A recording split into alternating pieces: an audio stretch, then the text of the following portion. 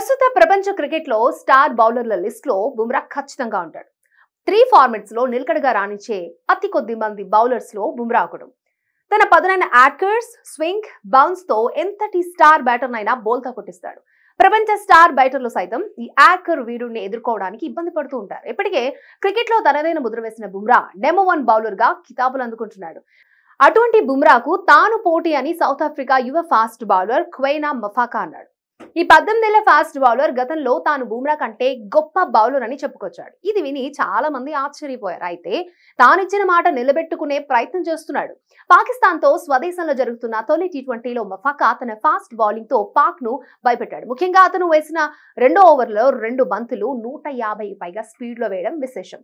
అతను వేసిన 3వ బంతి గంటకు 149 కిలోమీటర్ల వేగంతో వేయగా బాబర్ ఈ బంతికి వికెట్ కీపర్ క్యాచ్ ఇచ్చి అవుట్ అయ్యాడు. గంటకు 145 కిలోమీటర్ల వేగంతో నిలకడగా బంతులు వేస్తున్న మఫాకా ఫ్యూచర్ లో గొప్ప బౌలర్స్ లో ఒకటిగా నిలిచే అవకాశం ఉంది.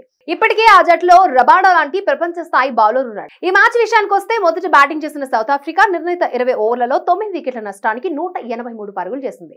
లక్ష్య ఛేదనలో పాకిస్తాన్ 20 ఓవర్లలో 8 వికెట్ల నష్టానికి 172 పరుగులకే పరిమితమైంది. మహమ్మద్ రిజ్వాన్ చివరి వరకు క్రీజ్ లో ఉన్నప్పటికీ ఉపయోగం లేకుండా పోయింది. డిసెంబర్ 13న ఇరు జట్ల మధ్య రెండో టీ20 మ్యాచ్ జరుగుతుంది.